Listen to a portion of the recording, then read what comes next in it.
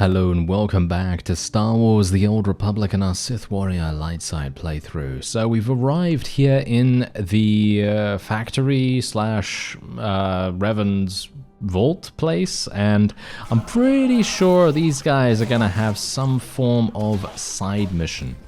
Yeah, there it is. Okay, there's the side mission. Not sure if I really want to do it, but these guys are super easy, as you can quite clearly tell. I don't even really need to super try here. One thing I do want to do though, I actually want to see what's going on with my charges. Is that a thing that I can actually increase? Because one thing I'm wondering about, I seem to recall. Wow, what? Oh, okay. Oh, that's interesting. All right. I was like, what? There's a purple. There's a purple right there. That's pretty nice. All right. Yeah, but unfortunately it's just a companion gift, which I don't particularly need, but yeah. Anyway, I was actually wondering whether there is a talent or something like that. I'm actually wondering, is there anything I can do to kind of customize my build at all? Because I don't think there is. I think you just kind of learn things as you level. I don't think there's any like player choice or anything like that. I mean, as you can see right here, I have just gained level 27, which now provides me with the ability to slow targets whenever I use Vicious Slash. I have Overwhelming Slashes, which allow me to immobilize the target for 3 seconds, and it generates 1 Rage, which is obviously Ravage. And then you also have Predation here. Applies Predation to you and your Operation group members within 40 meters, increasing movement speed by 80%, melee and range defense by 10%, and purges movement impairing effects.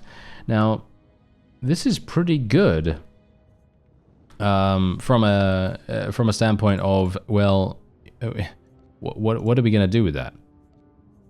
What are we actually going to do with that? I don't know. I guess we could run away with that. We could just run a little bit more. Where is it, by the way? I don't see it right here. Do you see it?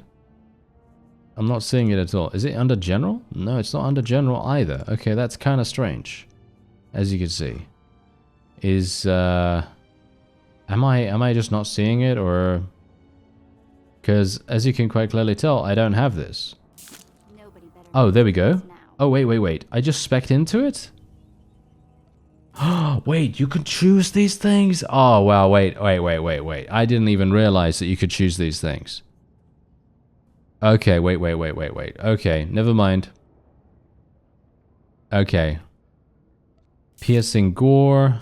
I want Piercing Gore for sure, I think. Gore's critical hit chance is increased by 10% while Berserk is active, and whenever Gore consumes a charge of Berserk, its cooldown is reset. Oh, that's actually insane. We have to go for that. Can I not disable this? No, I cannot. Okay, so I have to take both of these, and I have to take all of these. Okay, so basically, there are some things that you can choose, and other things you cannot. I don't really see the purpose of any of these, actually. I guess I'll go for this one. I guess I'll go for Overwhelming Slashes, because I do use Ravage quite a lot. And slowing targets is basically pointless, because I'm not playing PvP or anything like that. So, yeah. Anyway, I guess that's good to know, because I was actually wondering whether there are talent points or skill points or something like that, where I can actually customize my build a little bit. Because, as I say, I haven't played in quite some time, and the new talent tree system was never really something that I looked at too closely, because I was playing a very high level character and I had very few points to really spec, because let's face it, I didn't have any points, you know. I didn't really, as I say, I didn't really explore it that much, and so as a result I was just like, well, you know, if I have something, then I have something. And yeah, they do automatically spec you, so you don't necessarily need to worry too much about it if you're just kind of going through the game casually or something like I was. But I would like to be as effective as I can be in this moment in time. Do we have anything else? Is there no, there isn't. Okay. I thought there might be an additional mission or something like that, but no, it doesn't seem to be. I actually wonder whether there is actually a mission now to come in here. And what we're going to do, I'm actually going to use Berserk. Wait a minute. Are you serious? Did you really change? Come on. You are. Come on. That is absolutely terrible. But yeah. Basically, now that I know about this, whole thing, and that Gore can literally have its cooldown reset, we can increase our damage output dramatically. So I will literally be doing that almost all the time whenever I have Berserk. Obviously, the maximum thing that we can do is just try to be as efficient as possible with getting Berserk back so that we can use more Gore, and that's it.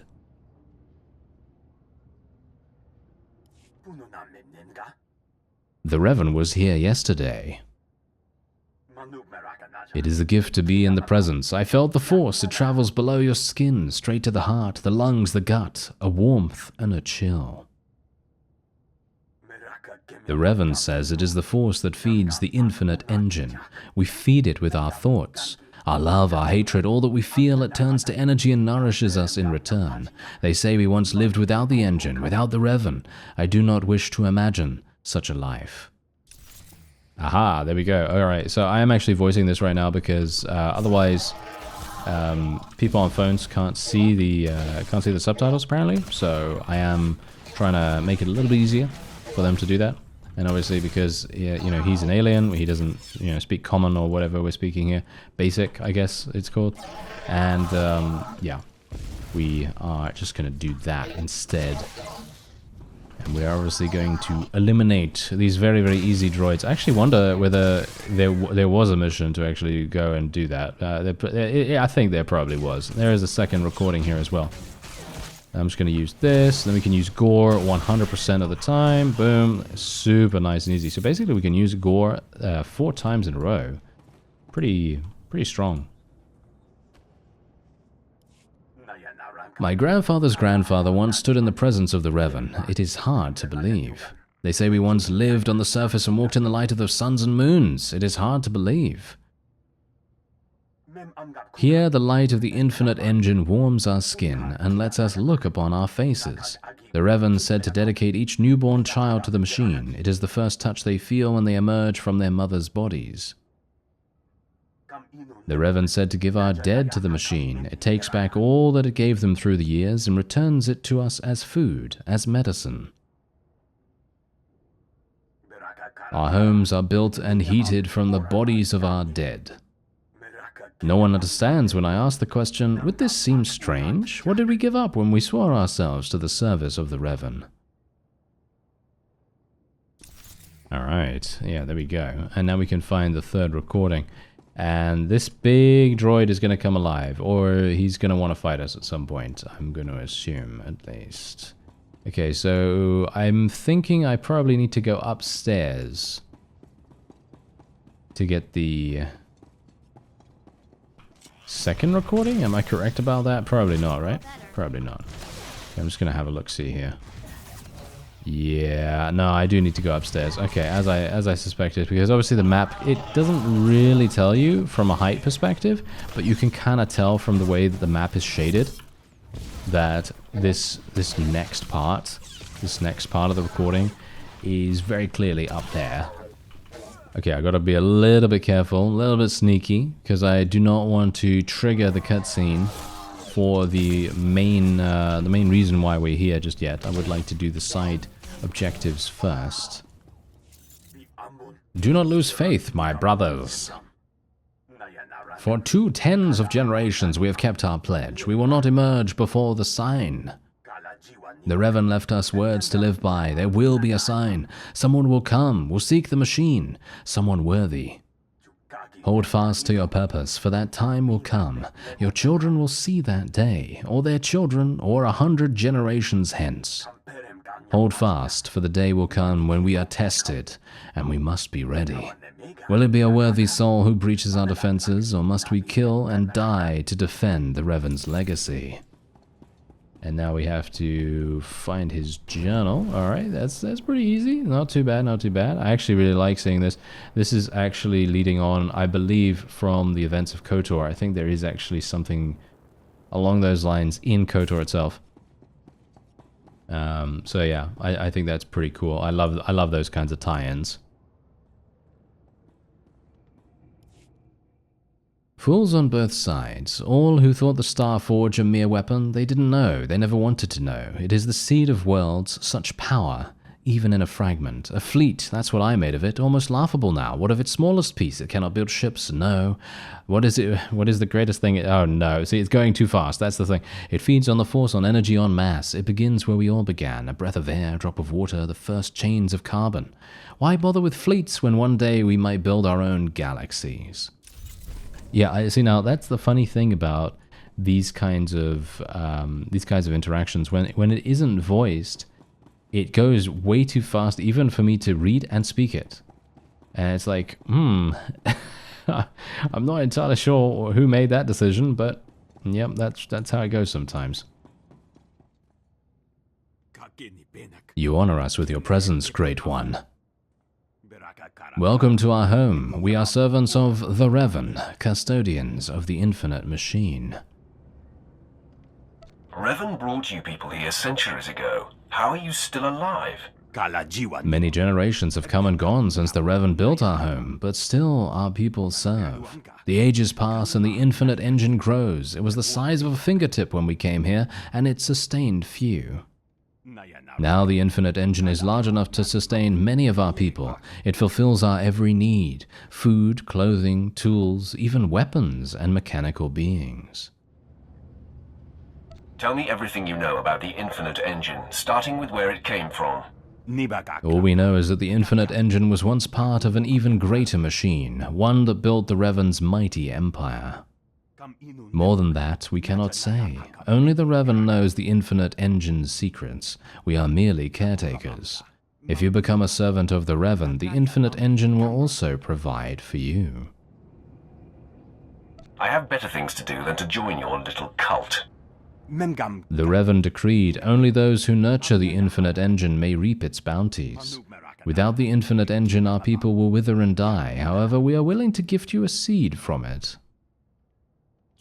The seed will require many ages of nurturing, but one day you will have an infinite engine just like ours. Give me this seed, and I'll leave you alone. Gathering the seed will diminish our infinite engine for a time, but our people will survive.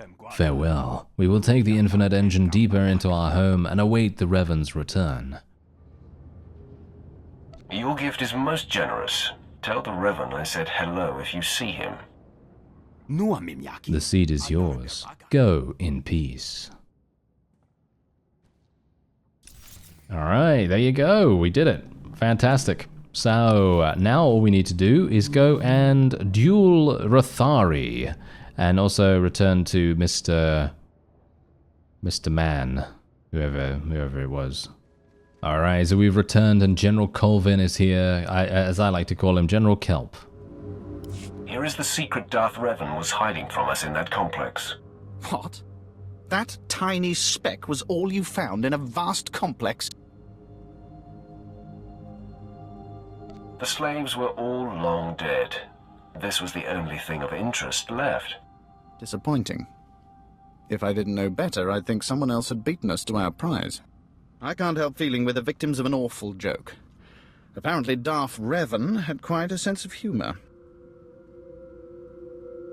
There's nothing more to be gained from Revan's complex. I hope the Emperor isn't as disappointed as I am. Regardless, you've risked your life to help my operation. I'm grateful. I'll send the fragment to Drummond Cast for study immediately. Unfortunately, this is where I get off. I've just received a request for assistance from my colleague Major Damaris in network access. If you visit that sector, he could use you. Ah, look at that. Major Damaris. Major Damaris. Ah, damn it, Major Damaris. You damn fool. I'm sorry, I couldn't resist, considering his name's Major Damaris. But yes, anyway, where do we actually have to go now? I have no idea. I guess I'm going to go to the taxi, because I actually don't know where I need to travel to.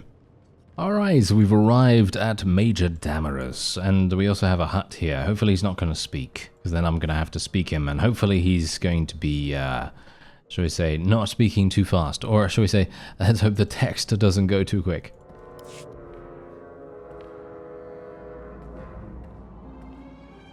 A moment, if you please, my lord. Major Damaris, Ministry of War. Your skills are needed for a mission of great urgency. I am Sith. I don't answer to you, Major. Ah, someone who takes charge. I like it. Kabura the Hutt. His cartel operates the Network Access District, the central hub for the entire galactic holonet. But someone is trying to steal network access from us. They've broken bodily into our data center. Soon they could control the entire holonet. This is a major threat to Imperial security. Breaching the Hutt's defenses and assuming this level of control should have been impossible. We need you to investigate. Immediately. All you want me to do is investigate? No. If it is within your power, you'll also eliminate this threat as quickly as possible. Your skills make you uniquely suited to deal with this. The main data center is almost impenetrable. A series of well-guarded consoles is spread throughout network access, each with its own time-sensitive code. Get all the codes, then hurry to the data center. Once you reach the data center access terminal with all of the timed codes, we'll contact you with further instructions. Is that clear? Get the codes, blast the consoles, call you when I'm there. Be warned, none of our droid patrols are responding to our commands. They will attack on sight. Best of luck.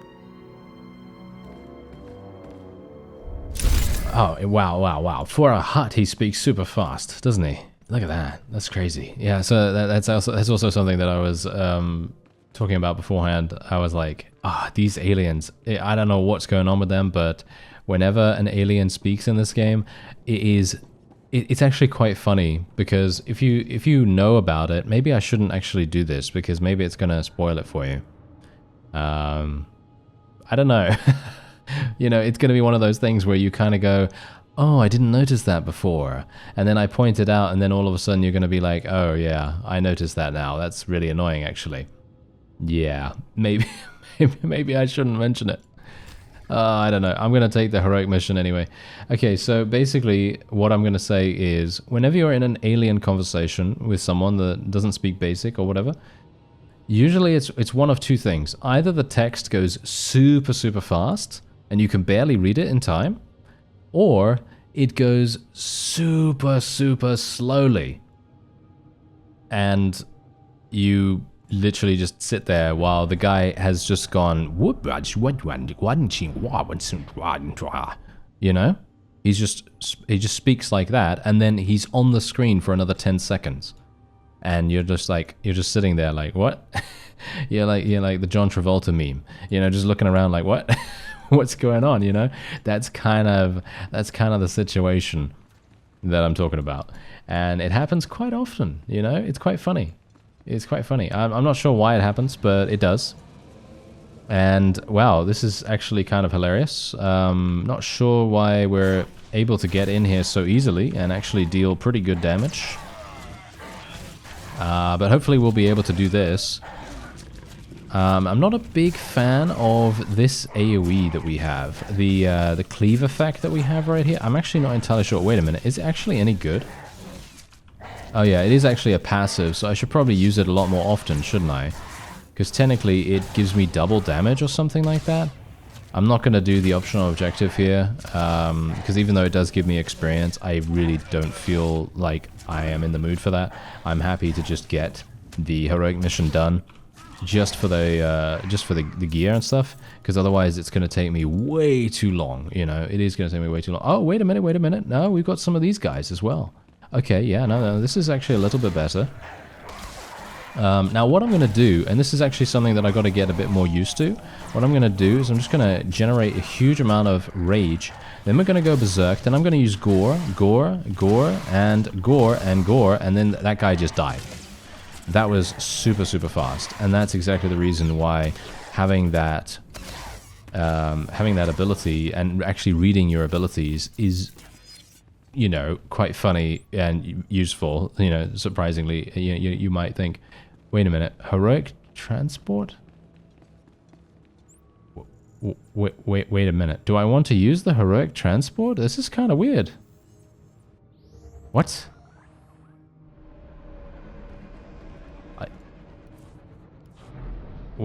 What just happened right there? I've never used one of these before. Are you serious? Is there something like this every single time I get a heroic mission? Because I've never seen that before. That's hilarious. Wait a minute. No, I've never seen that before. That is so funny. Okay, yeah, never mind. Okay, well, I guess that just goes to show that if I do have a heroic mission, I should probably check over here in my quest list, and then I'm gonna have a good time.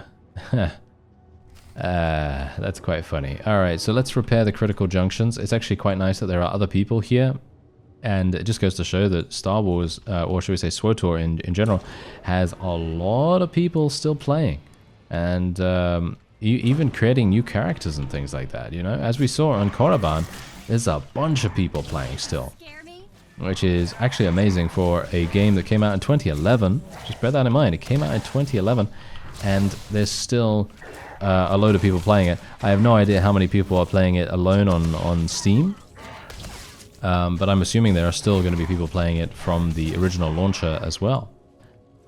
But it's just actually kind of impressive, because if you take a look at how many people are in my zone at the moment, and obviously bear in mind that there are quite a few different layers, as in there are different shards. You know, there are different shards of players. It's not just one or the other. Oh, wait a minute. Hello there. Did you literally just stun me, sir? That's not very nice of you. Okay, we're gonna have to murder. We're going to have to murder here. And we have a friend here as well. Wow, this particular person right here, Zoe, is absolutely murdering this thing. Oh wait, she's a power tech. Okay, she's a power tech. That makes sense. Okay, yeah, because obviously she's a tank, right? She's a tank, so that obviously makes sense. I should probably do some damage.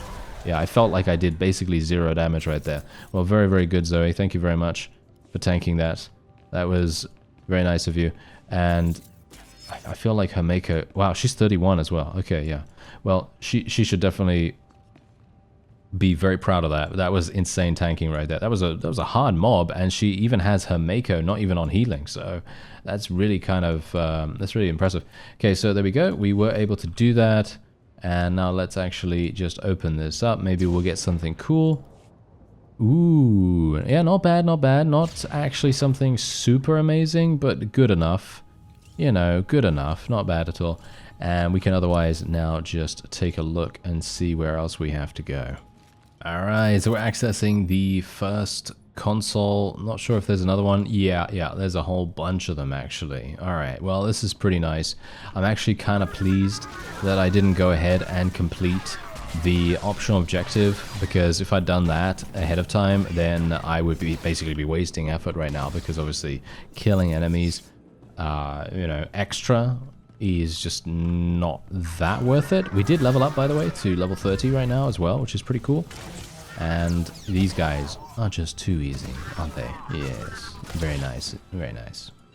Alright, so we completed the optional objective, and now we are at the final access code, and I'm going to assume there's going to be one more console. Yeah, there it is. Okay, where do I go? In here? Yeah, there we go. Okay, don't die in the water, thank you. Whew, I was a bit worried there that I would just sink into the water and just get immediately killed or something like that, but no, thankfully not. You've input the codes. Excellent. Kabura. I am entering my master code now. It's working. The doors are opening. Then this is it. Hurry into the data center, locate the saboteur, and eliminate him. This better not be a waste of time. The Ministry of War remembers those who serve the Empire.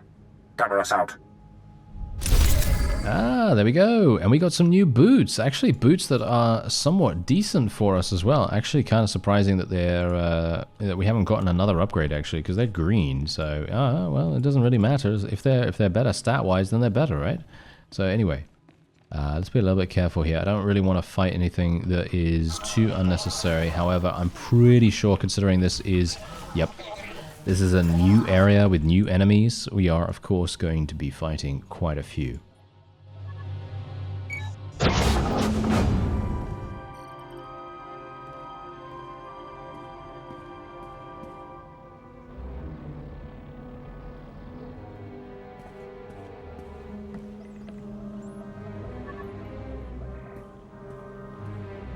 You have arrived. I am Axis, the knowledge-seeking. You see, I am completely untouchable. We will now come to an arrangement that benefits us both. Why should the Empire consider an arrangement? I am learning all things, all information, all secrets, all data in the galaxy. I will gladly relay all I learn to your Empire. But I must remain here. That is the arrangement you are going to accept. I survive, and the Empire gains knowledge and advantage. That information could be very useful. Just as I calculated. The arrangement depends on secrecy. The Hutts will not tolerate my presence here. Therefore, they must believe I have been killed. Large generators power this facility. You will overload all but the backup. The facility will be devastated, and I will appear to have been killed. That sounds simple enough. Yes. So long as the backup generator operates normally, my shields will remain. I will survive, and your Empire will profit. The generators are well defended. Tread carefully, and be prepared for the rewards of infinite knowledge. Alright, that sounds pretty good. One thing I gotta ask though, how is he gonna survive in there without any food? Does he need food? Maybe he doesn't need food. Maybe he's got some kind of internal system or something like that. You know how these people are. You know, on a search for infinite knowledge, they're probably gonna have a lunch box or, you know, something along those lines, right? That's usually what's gonna happen. They're gonna have a lunchbox, everyone's gonna be happy, you know, and now, see, that's the funny thing. As soon as someone talks about lunchboxes, boom, I'm hungry, you know, that's just how it goes. That is just how it goes. Oh well, never mind. We're gonna have to fight through a bunch of droids and get to this next security lockdown terminal. Alright, so with the optional objective complete, let's now lock down or raise the security thing and then kill lower security. I don't even know. I don't even know what we're doing right now. All I know is that we're going to overload these generators. And then, well, infinite knowledge will be ours. Or at the very least, that's the funny thing. I'm not entirely sure how that's supposed to work. I guess he's gonna give us some kind of frequency that he's going to contact us on, or not us specifically, but the Empire. He's obviously going to contact the Empire, not us, and then he's going to relay the information through there. But I guess the Hutts are not going to get they're not going to get wind of that. I don't know. I mean, they have a lot of eyes and ears everywhere, don't they? You know, they're that kind of people. You know, they know what's up. You know, they're very devious. They know exactly where to go to pay off someone. I mean, they have a lot of money, so wouldn't be surprised if that leaks. But I don't know. It depends on how effective the Empire is at, shall we say, maintaining informational barriers. But the problem with that is that that's the funny thing. No matter what organization, there's always going to be some weakness. There's always going to be some weakness somewhere. And so it's probably going to be very likely that they are just going to, well, as you might expect, they're going to find out. They're probably going to find out no matter what we do, but I don't know. I'm interested to see what happens. Welcome to the Generator Command Console System interface. Major Damaris should be pleased with this arrangement. Generator output nominal. Alright, there you go. And now we can just access this terminal over here, right? Level 1? Oh wow, okay. And here it is. Let's see what happens. Come in, this is Major Damaris. I've already been contacted by this so-called Axis. Very impressive. In a matter of minutes, I've received the travel itineraries of every Republic senator for the next 6 months. I think I deserve more compensation. You will be rewarded in accordance with your service to the Empire. The Hutts are unaware of anything unusual. Their backup systems are already starting up. Network access survives another day. I must report to the Minister of War. Your assistance in this matter will not be forgotten. Damaris out. Alright, okay, fine. Apparently everything so far is looking pretty good. You know, not too bad, not too bad. Anyway, there we go. We now need to go and meet with Lord Rathari. However, I think that's probably going to be it for this episode. I thank you very much for watching, and I'll see you next time.